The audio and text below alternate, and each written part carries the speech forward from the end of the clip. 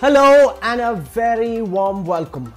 The coronavirus pandemic has upended the world of education forever. Learning in schools and colleges will be very different in the after corona era from the times that we grew up in. To reflect deeply on the changes that are upon us and how learning in the future will change, we have assembled a world-class panel of some of the top academics and pioneers in the education technology space. I am delighted to introduce to you our panelists for this India Today brainstorm on the future of education. I want to start by introducing the academics first. I'll start with Professor Anant Agarwal. He's a distinguished professor at MIT, founder and chief executive of the education technology startup edX. He's a serial entrepreneur and professor of electrical engineering and computer science at MIT. My next guest is Professor Shrikant Dattar. He's a professor who teaches design thinking and innovation and accounting at the Harvard Business School. He's the faculty chair of the Harvard Innovation Laboratory and has written an acclaimed book on the future of the MBA program. And I'm very keen on understanding from him how he sees that change in the post-pandemic era. Our next guest is the man who virtually created online education globally. Sal Khan is the renowned founder of the Khan Academy. He's live with us from Mountain View in California. Khan Academy, as all of us know, is a non-profit online education academy, and Sal has spent his entire life researching and developing online education modules. I'm delighted to introduce also the most famous face of online education in India, Baiju Ravindran, the founder of Byju's. He's a very familiar face on television and is really seeing what's happening in the edtech space in India. With us from Oxford in the United Kingdom is Dr. Elizabeth Kish, founder of the Rhodes Trust at the University of Oxford. The Rhodes Trust has for over a century been a global pioneer in postgraduate education. So thank you to this very distinguished panel for joining us for this very important conversation. I want to start by understanding what's happening at this moment during the pandemic. Now that, and there's some data which suggests that at this time in 186 countries, 1.2 billion children are disrupted, and they're having to, in various ways, move away from the education model that they were used to. So let me go across to Sal Khan first of the Khan Academy. Online education was gaining ground in any case, but I'd like you to set up this conversation by explaining what you think is happening at this moment and which of those changes you see carry forward into the after Corona era as well. Sal, welcome. Thanks for having me. Well, the very clear thing, as you mentioned, 1.2 billion, I've seen numbers as high as 1.5, 1.6 billion students who otherwise would be in school are no longer in school. And all of this happened very, very quickly. In most countries, it happened with 3 or 4 days notice. And so you can imagine in most of the world, the school districts, the ministries of education haven't really had a chance to plan. And even when there is some planning, they have very serious issues to deal with. Obviously, online learning is a big piece of this. We at Khan Academy have seen our traffic be 3x plus of what it typically is. We've been seeing registrations at 20x. But in order to access the things that we produce and what several of the panelists produce, you need online access. And even in fairly wealthy countries like the US, we're seeing sometimes 20, 30% of students don't have access to it. And you can imagine in other parts of the world, in places like India, it's even a higher percentage of students. So these school districts have to think about, how do we get internet access? How do we get devices to students? And then there's other things that schools provide, oftentimes meals and other types of supports. And then once they get that out of the way, then they have to think about how do they virtualize. And that's why we've been trying to create supports for teachers and parents and students around the world. This is what your schedule could look like. Here are free resources that you can find on the internet to make sense of that. This is what a learning plan could look like over the next few months and through the summer. And then we're going to have a situation as we get back to school in the fall in the Northern Hemisphere, where some students will have learned over these 2 to 6 months and other students will not have learned. And so every year you have a disparity, you have a variance in students showing up, and this year it's going to be even more. And so even when schools open, I think teachers are going to need to leverage some online tools in order to address that variance in students' preparedness. Professor Shrikant Dattar, how is the Harvard Business School dealing with this massive disruption? The whole idea of coming to a prestigious institute like HBS is to be on campus, to be in a peer group, to learn from your peers, apart from the faculty whom you meet in person, and that leads to so many wonderful moments and exchanges. Suddenly all of that disrupted, and a lot of people would wonder, is this the way it's going to stay? How are you dealing with these changes, and which of those do you see carry forward, Professor Dattar? First, Rahul, thank you very much for having me, and what a pleasure to be on this panel with such distinguished people. Just an honor, really, and a privilege. It disrupted us, just as Sal said, for the school system very quickly and very sharply at the business school as well. For reasons that you described, we were always in the case method, teaching in our amphitheater, teaching by the case method, and suddenly 125 faculty had to go online and teach online at a distance. We still wanted to retain as many features of the transformational learning experience that we believe in and deliver at the Harvard Business School. And so this meant creating new categories. For instance, we created online learning facilitators. It meant that faculty and this online learning facilitator had to work together in order to deliver the program. Fortunately for us, we did not have some of the issues that Sal was talking about, which are extremely serious issues around connectivity. We did have a little with students in different countries. But again, the technology stood up very well. We tried to make sure that the learning continued in the same way. But because it was done very quickly, we more or less took what we do in the classroom and tried to deliver that online. I think going forward, and I'm sure we'll get into this later in your discussion, we will change. I think we will try and incorporate many elements of asynchronous learning, synchronous learning, case method, field method in what we do. I don't believe that management education will be the same post-COVID. And much as this crisis has been such a sad set of circumstances, out of it, I think will come some truly interesting innovations. But I'm sure we'll get into that later. Dr. Elizabeth Kish, if we were to shift continents and come to the United Kingdom, how has the University of Oxford, and in particular the Rhodes Trust, adapted to these changes? What are the kind of changes that you're noticing at this time, and how do you think this could shape the future of education going forward? Thank you, and thanks so much for having me. I'm very honored to be a part of this panel. As the other panelists have said, this is a combination of adapting on the fly and also trying to find ways of sustaining community and sustaining that connectivity between students and their faculty and advisors and mentors. So at the Rhodes Trust, we select 100 Rhodes Scholars every year, including 5 from India. We're very proud of that. And so we have about 300 scholars typically in residence. Of them, half approximately stayed in Oxford. So we have been working to connect with both the ones who are scattered all over the world and the ones who are in Oxford. The university has taken examinations online, has moved courses online very quickly, quite remarkably, really, for such an ancient university to move so quickly.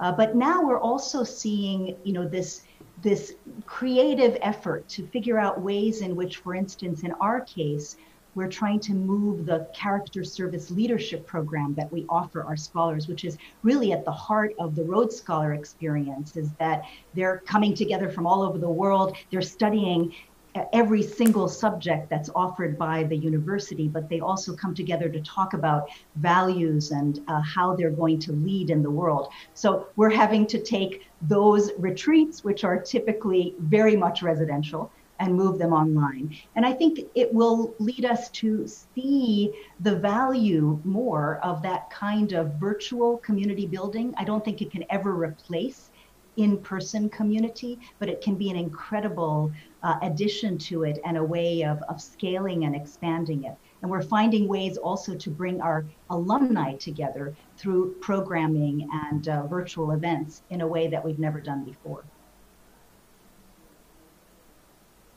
Baiju Ravindran, you've made a lot of your programs available for free to students across the country.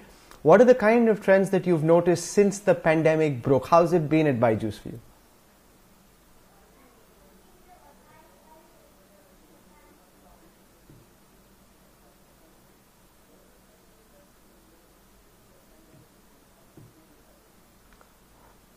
Professor Ananta,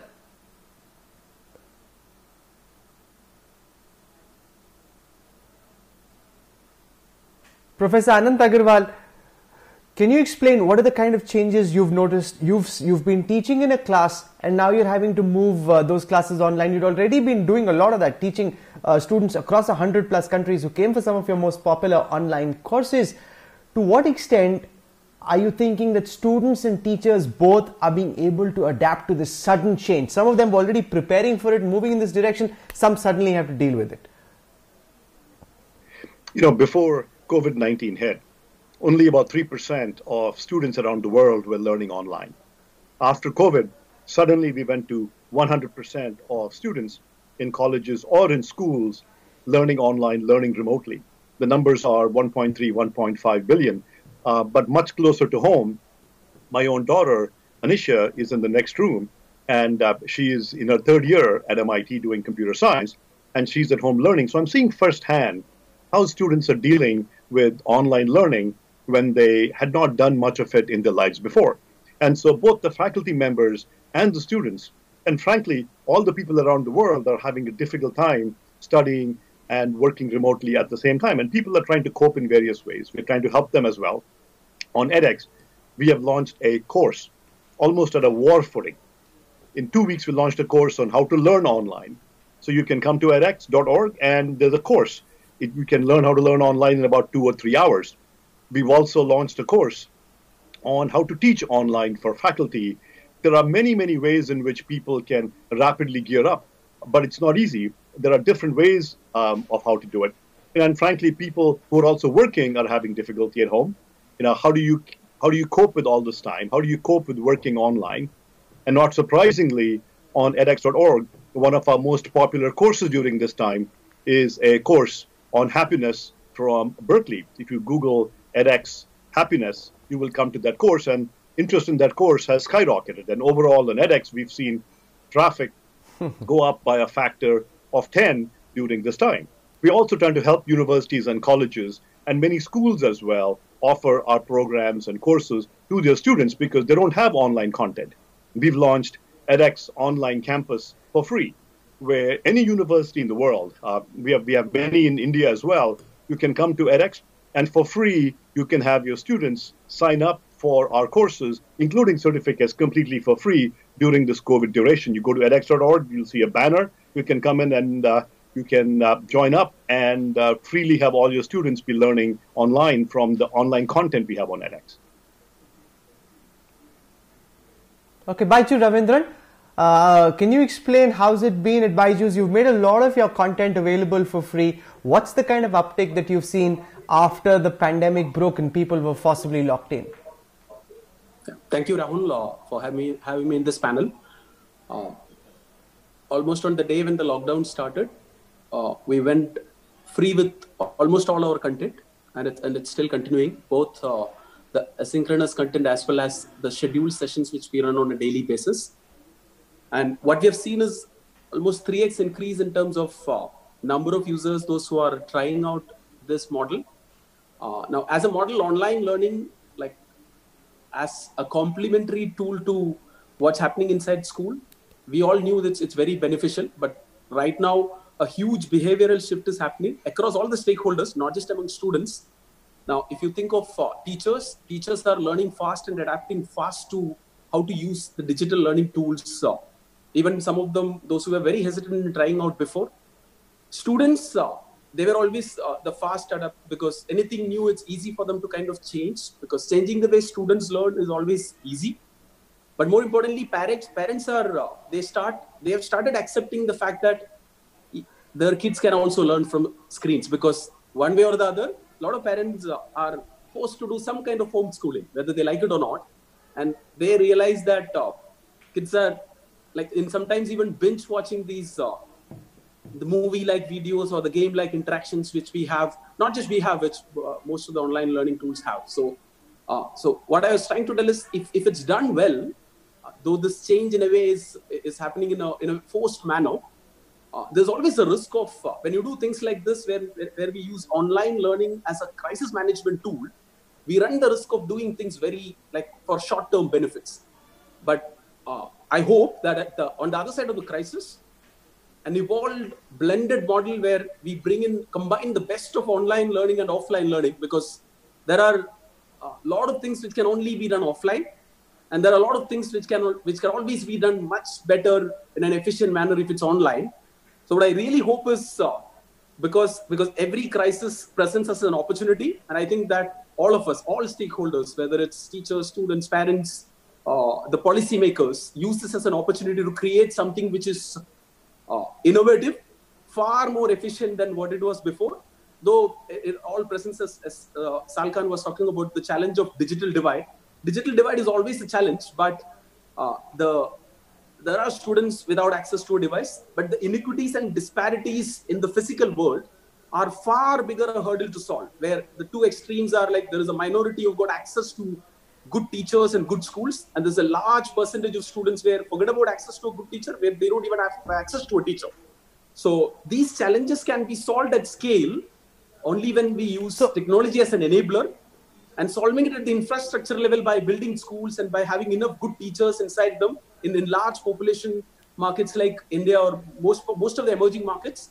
It's almost an impossible challenge. So I see this as on the other side of the crisis. Learning outcomes in a classroom vis-a-vis learning outcomes online, because if you're highly driven and very motivated, you will stay engaged.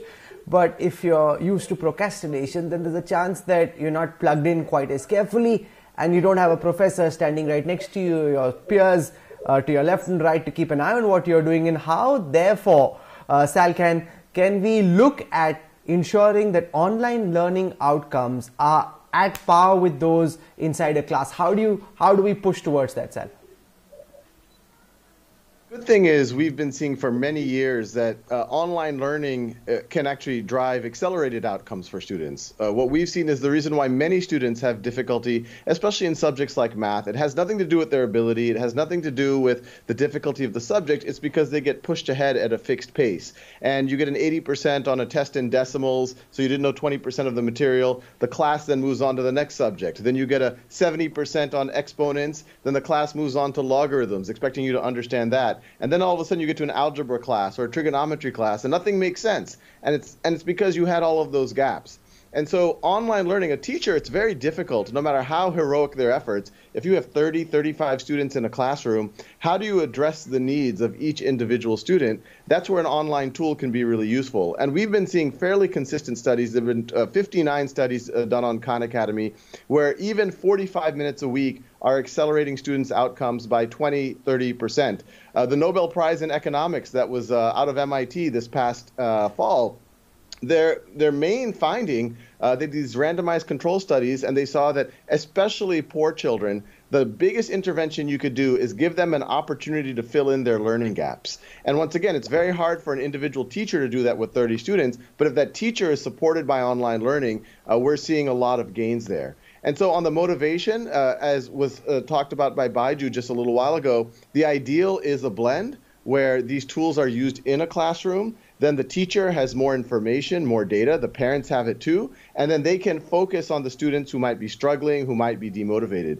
In this virtual world or this homeschooling world or this quarantine schooling world, whatever you want to call it, it is that much more difficult. A lot is going to fall much more on the student, and a lot more is going to fall on the parent. Now, the silver lining here is I think everyone is going to be building a muscle of more of that self-regulation, that agency, which frankly might be the most important skill of all. Yes, it's nice to know how to factor a quadratic, but it's even more important as we go into the 21st century to learn how to learn. Professor Agarwal's course, I'm intrigued by. It could be really useful, but this is forcing that habit on everyone.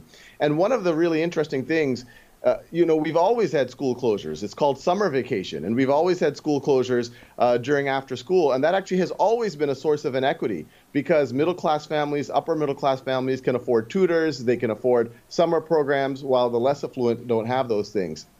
And so we're hoping that as people build the habits around online learning, they can see that there's resources out there, they're free, they're effective, and they go from pre-K all the way through the core of college, this notion of inequity around outside of school time is gone. And then we are seeing some really good work. We're trying to do as many supports of parents, teachers, and students as possible to keep them engaged. And we're seeing a lot of teachers and even parents self-organizing so that they can keep their students motivated to finish work. Professor Shrikant Dattar, you wrote a book on the future of the MBA program. How do you see that change? Because a school, for example, like the Harvard Business School, is so much about the online, the in-person, in-class, on-campus experience. Now, suddenly you're online, your MBA students thinking of that as a bit of a cop-out because they've shelled out top dollar for that whole experience, and now it's moved online and they're saying, hey, but if this is what it is, we could do something relatively similar on edX or Coursera. Why do I need to be at HBS? How many of these changes do you think are here to last? How are you thinking about the possible future of the MBA program, sir?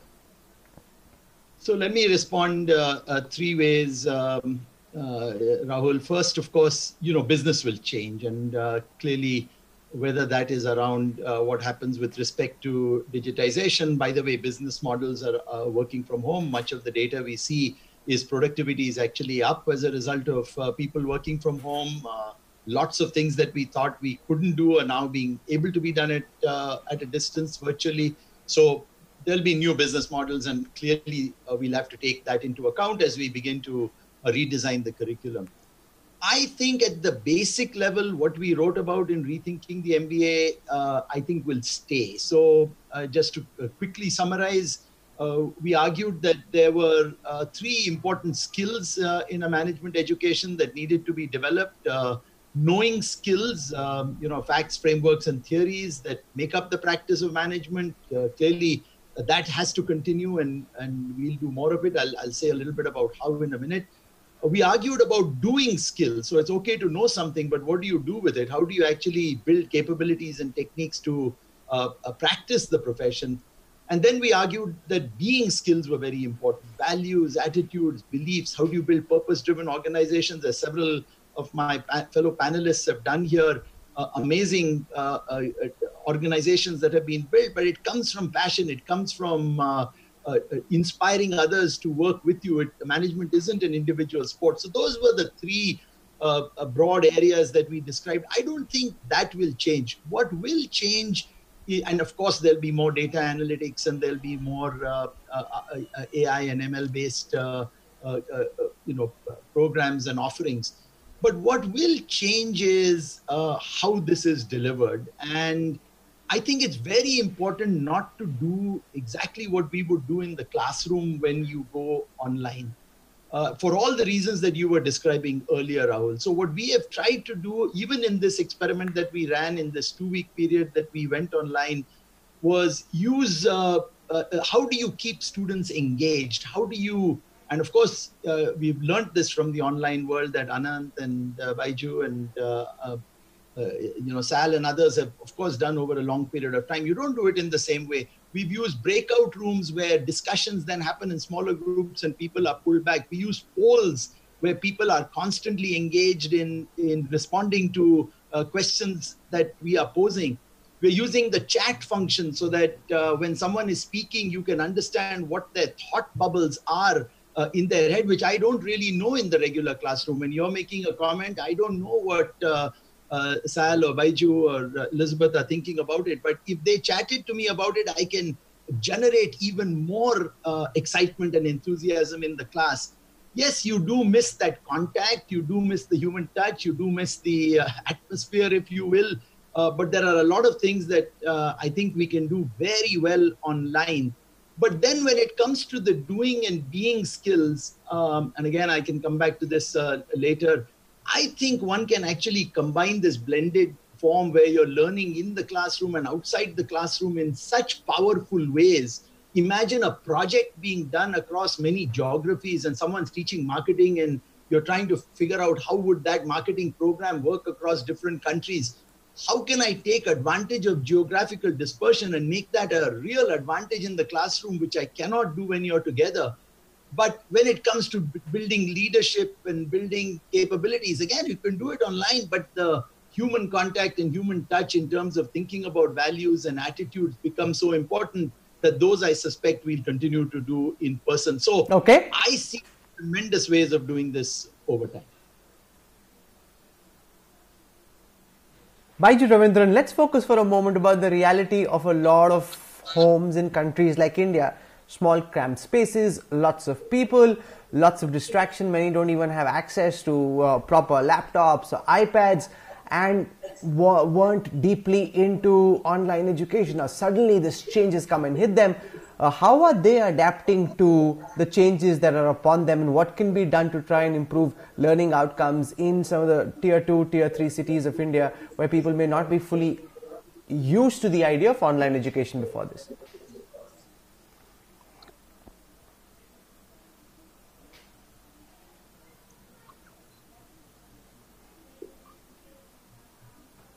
Yeah, Rahul, we've always seen that the early adopters in this segment, not just from metros, because over the last 4 years with better penetration and close to 70% of the students having access to a smartphone, but we've seen this even in small towns where some offering like this is of lot more relevance because they are the ones who miss out on having access to where access is actually a bigger challenge.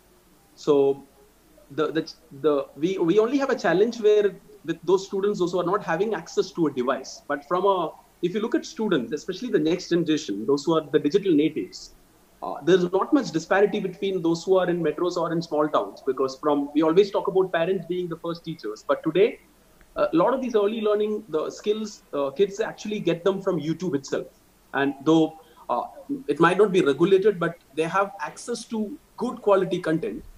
So I don't think it's been a challenge even in small towns also for students to make this shift. It's more of the other stakeholders in the ecosystem. They are the ones because of this change in a way are trying out or experiencing the advantages of online learning. Now, obviously, just like any new, when you are doing it for the first time, there will be teething issues, but it's just a matter of time before they all become better at it in terms of how they start using learning tools in school and kids using it at home.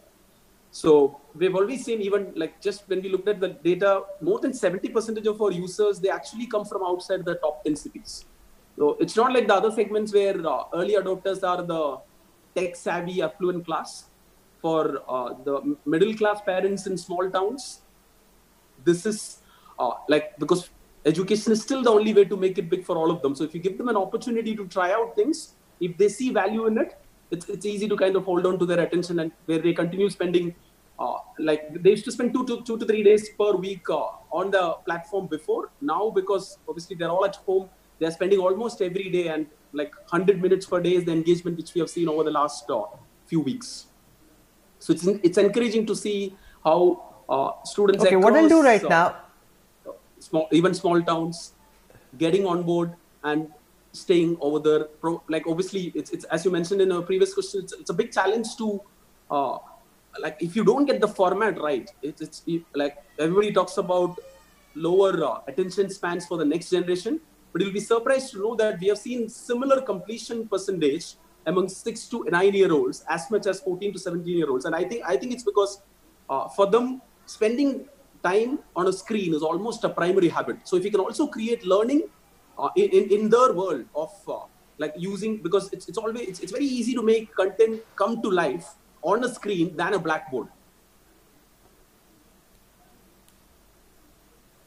Okay, so what I'm going to do right now is take a quick break. When I come back, we'll zoom out, telescope to the post-pandemic era and ask this very distinguished group of people we have over here live on this brainstorm about what education could look like in the future. Because remember, schools, colleges, universities shut at this moment.